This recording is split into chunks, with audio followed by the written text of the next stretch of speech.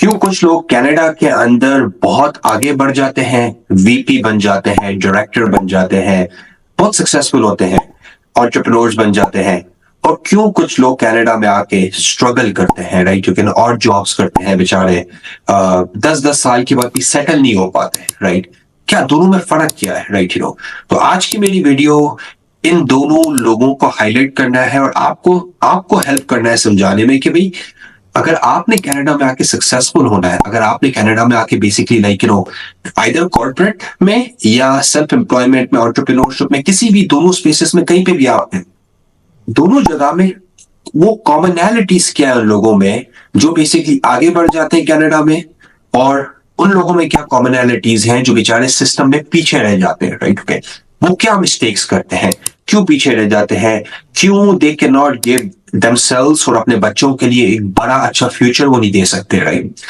देखो, कनाडा में जब आप आते हो ना, तो द पिक्चर इज नॉट रोजी, राइट? कोई भी अगर आपको ख्वाब बेचता है कनाडा के कि भाई जब आप जिस दिन लैंड करोगे तो सारी चीजें, सारी जो जिस तरह से आपका बैक होम जो लाइफस्टाइल है आपका, राइट, जो आपकी कन्वीनियंसेस है, जो आपके मजे हैं, आपके नौकर चाकर मासी जो भी आपके पास है, जब आप यहाँ पे लैंड करते हैं ना, तो that's when the real struggle happens, right? Struggle begins. अब ये दो तरह के लोग उस स्ट्रगल को डिफरेंटली रिएक्ट करते हैं, इस वजह से उनका जो आउटकम होता है वो डिफरेंट होता है। पहले हम बात करते हैं उन लोगों की जो बेचारे सक्सेसफुल नहीं होते सिस्टम में। वो कनाडा आते हैं, इंजीनियर है, कोई डॉक्टर है। कनाडा तो पढ़े लिखे लोगों के अलावा तो आने नहीं देता। यहाँ आपके पास पैसा है, यहाँ पढ़े लिखे हो, सिंपल, राइट? तो कनाडा में बड़ा मशहूर है कि यार कुछ लोग यहाँ पे बेचारा इंजीनियर आके टैक्सी चला रहा है, ये बेचारा इंजीनियर आके जो है ना, ये डॉक्टर आके जो है ना फैक्ट्री में काम कर रहा है, राइट? तो वो लोग जो बेचारे सक्सेसफुल नहीं हो पाते इस सिस्टम के अंदर, करते क्या है? वो कनाडा आते हैं। पहले तो सबको शौक लगता है कि यार ये तो मुल्क भाई अच्छा मुल्क है, अच्छा कंट्री है, पर मजे तब मिलते हैं जब आप सेट हो जाओ। जब आप सेट हो रहे होते हो, जब आप उस स्ट्रगल के थ्रू जा रहे होते हो, तो it's very difficult, it's a struggle, right? तो ये जो लोग सेट नहीं हो पाते ना, हम इन्हें बोलते हैं कि लाइक ग्रुप ए, ओके? और ग्रुप बी वो है जो बेसिकली सक्सेसफुल है इन बिजनेस और इन कॉर्पोरेट लाइफ। तो ग्रुप ए क्या करता है जब वो कनाडा आता है ना, तो ग्रुप ए, अब ऐसा नहीं है कि वो पढ़े लिखे नहीं है, ऐसा नहीं है कि वो समझदार नहीं है भाई। अगर उन्होंने नेविगेट किया है इमिग्रेशन का सिस्टम, तो समझदार तो लोग हैं, पढ़े लिखे लोग हैं। पर अक्सर क्या होता है कि वो 3-4 चीजें जो है ना वो गलत करते हैं, ओके? एक चीज क्या होती है कि वो ओवरवेल्म हो जाते हैं। ओवरवेल्म पता है क्यों होते हैं? क्योंकि प्लानिंग से नहीं आते, स्ट्रेटेजी नहीं बना के आते, आने से पहले ही ग्राउंड वर्क नहीं करके आते, राइट? तो एक लैक ऑफ प्रेपरेशन क्या होता है, it leads to overwhelming. Overwhelming क्या मतलब है कि भाई बहुत सारी चीजें हो रही होती है, बैंक से पैसे जा रहे होते हैं 2,000 3,000 4,000 हर महीने, तो जो बैक होम से जो रुपीज और जो भी पैसे लाए होते हैं, तो वो तो इरोड हो रहे होते हैं। तो वो क्या करते हैं कि इंस्टेड ऑफ बीइंग स्ट्रेटेजिक, वो सर्वाइवल मोड में जल्दी चले जाते हैं। सर्वाइवल मोड में क्या करते हैं? फैक्ट्री में जाके जॉब कर लेते हैं, टिम हॉर्टन में जाके जॉब कर लेते हैं। कहीं ना कहीं पे वो बोलते हैं ना कि एक एक मतलब कि लॉन्ग टर्म गोल को फोकस हटा के, क्योंकि अभी खाना नहीं है टेबल पे और चौके सर्वाइव करना है, तो वो बेसिकली वो, और उसकी वजह क्या होती है? वो ओवरवेल्म इस वजह से होते हैं क्योंकि वो प्रिपेयर नहीं होके आते। जब आप प्रिपेयर होके नहीं आते ना, और यहाँ पे आप जब लैंड करते हैं, तो यू गेट ओवरवेल्म्ड। जब आप ओवरवेल्म होते हैं तो आप क्या करते हैं कि आप है ना क्विक डिसीजन, लिजर्ड थिंकिंग हम जैसे बोलते हैं ना, कि भाई कहां पे मुझे खाना मिलेगा, आज मैं कहां पे अपने बच्चों को मेक श्योर करूं, कहां पे मैं $100 $400 बचा सकता हूं। तो अब आपने स्ट्रेटेजिक थिंकिंग छोड़ दी है, अब आप you just focused on your day to day survival, right? तो एक तो बड़ी मिस्टेक ये है कि ये करते हैं। सेकंड बड़ी ये मिस्टेक ये करते हैं कि ये हार मान जाते हैं सिस्टम के अगेंस्ट। या देखो, कौन जाएगा वापस से जो है ना पढ़ेगा, कौन जाके ना एकेडमिक अपग्रेड करेगा जाके? यार मैं इंजीनियर हूं, 2 साल का मुझे करना पड़ेगा, मैं नर्स हूं, मुझे दोबारा सारे एग्जाम्स लिखने पड़ेंगे, कौन लिखेगा भाई? क्यों? 1 साल 2 साल की इन्वेस्टमेंट से आपकी जिंदगी बदल सकती है। आपने ग्राउंड वर्क किया हुआ है, राइट? अरे कि बिल्डिंग आधी बनी हुई है, आपने बोला बस मैं थोड़ा सा और काम नहीं करूंगा, बाहर में जाइए बिल्डिंग। अपने करियर को 1 या 2 साल की पॉलिश करो, कनाडा में आके मेहनत करो, क्रेडेंशियल्स लो, लाइसेंसिंग एग्जाम्स करो। लॉयर्स आते हैं, 2 तरह के लॉयर्स होते हैं ना। कुछ बोलते हैं यार कनाडा का तो एनसीए ये एग्जाम बड़ा बहुत हार्ड है, हम कुछ और कर लेते हैं। कुछ lawyers take up the challenge, और मैं इतने सक्सेसफुल लॉयर्स को जानता हूं जिन्होंने लॉ कनाडा में नहीं पढ़ा है, तो वो सिस्टम से हार मान जाते हैं। जब आप सिस्टम से हार मान जाते हो तब आप खुद हार जाते हो, simple as that. Okay, third thing they do wrong, right? Okay, पहली चीज, प्लानिंग नहीं करते, ओवरवेलम हो जाते हैं तो सर्वाइवल मोड में चले जाते हैं। सेकंड चीज कि खुद सिस्टम से हार मान जाते हैं। ओके, थर्ड थिंग जो करते हैं ना, राइट, ओके, वो basically they give up too soon and too early. भाई कनाडा में जब आप आते हो ना, तो ये 3 से 5 साल की स्ट्रगल है। जिस तरह जब आप जिम जाते हो तो आपको जिम का बंदा बोलता है कि भाईजान देखिए 6 महीने मेहनत करोगे तभी जाके आउटकम मिलेगा।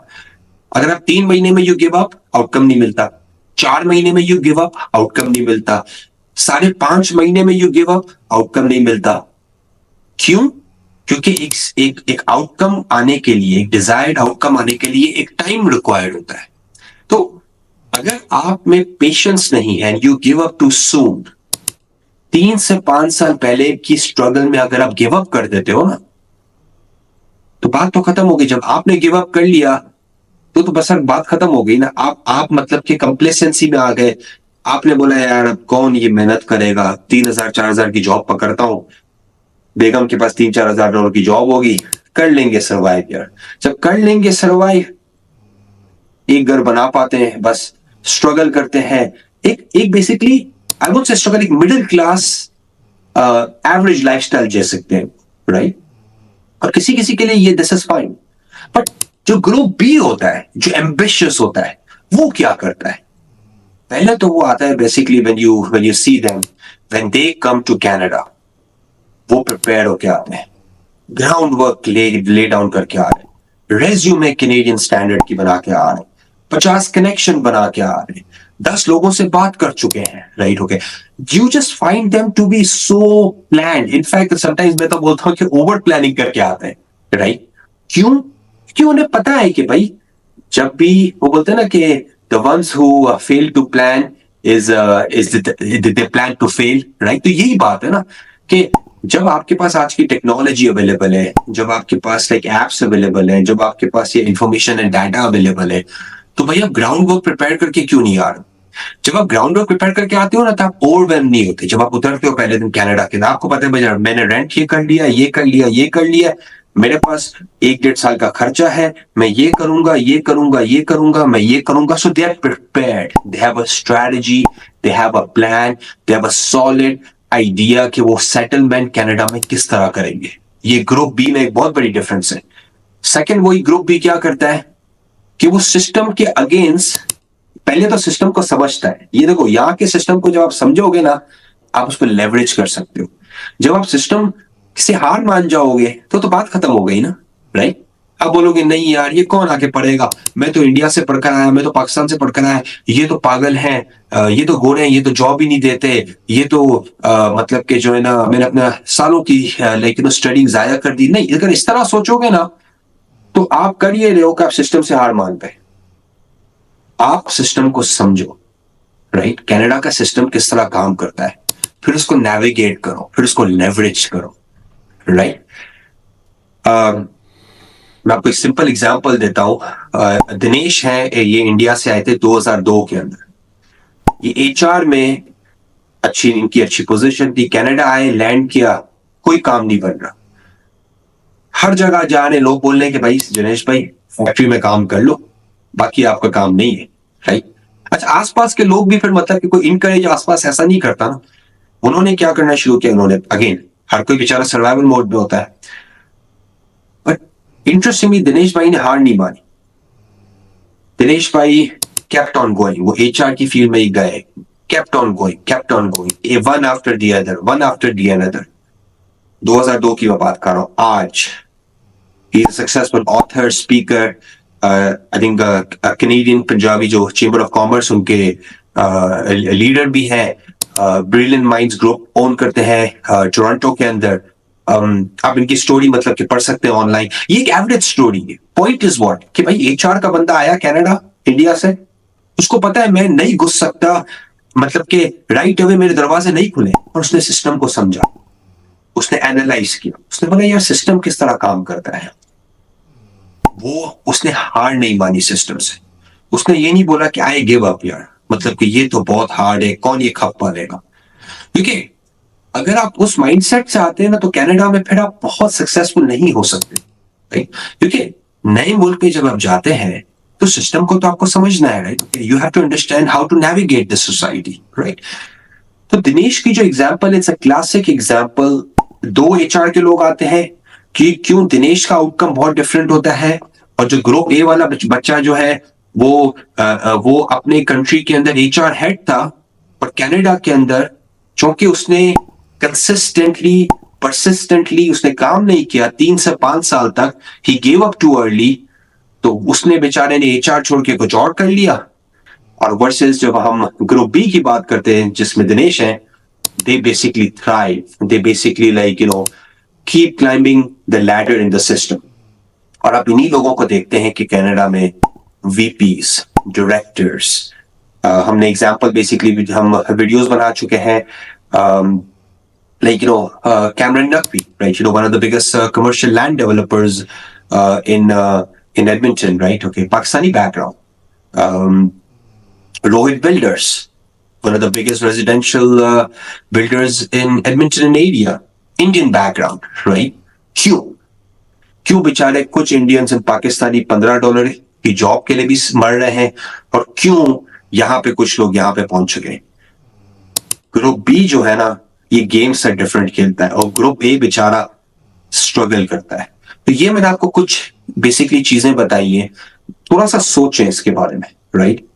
Try to be like in the group b, because group b जो है वो मैंने जिस तरह बोला ना कि स्ट्रेटेजिक होता है, प्लान करता है, और प्रॉपर तैयारी के साथ आता है, हार नहीं मानता, गिव अप नहीं करता, सिस्टम को समझता है, सिस्टम को नेविगेट करता है, और सिस्टम को लेवरेज करता है। आज की वीडियो का मेरा मकसद ये है कि you find a lot of negative videos, right, about Canada. तो भाई सही है, कनाडा सबके लिए नहीं है। कनाडा उनके लिए भी नहीं है कि वो जो ये समझते हैं कि this is the bed of roses, यहाँ पे तो चीजें जो है ना बस इट्स सो इजी कि बस पहुंच जाओ, बाकी खैर है। It's not like that. अगर आप मेहनती हो ना, अगर आप मेहनत करना चाहते हो, आप बोलते हो मैं ऐसे मुल्क मुझे मैं चाहना चाहता हूं जिसमें मुझे मेहनत का फल मिले, जहां पे पॉलिटिकल स्टेबिलिटी हो, जहां पे रूल ऑफ लॉ हो, जहां पे मैं काला हूं, गोरा हूं, दाढ़ी है, सफेद है, गंजा हूं, सिख हूं, पंजाबी हूं, मुस्लिम हूं, जहां पे ये चीजें मैटर नहीं करती, जहां पे इंसानियत पहले आती है, और जहां पे मेहनत को देखा जाता है, तो Canada is the country for you, right. Like कीजिए, सब्सक्राइब कीजिए, कमेंट कीजिए, राइट। इंशाल्लाह will see you in the next video, right. Any questions you have, like हमें सेंड कीजिए। अगर आप इंटरेस्टेड हैं कनाडा में आने में, बिजनेस खोलने में, इन्वेस्टमेंट्स के अंदर, तो Lawteak, LAWTIQ, lawteak.com पे जाइए, and we'll be happy to help you. Thank you. Bye-bye.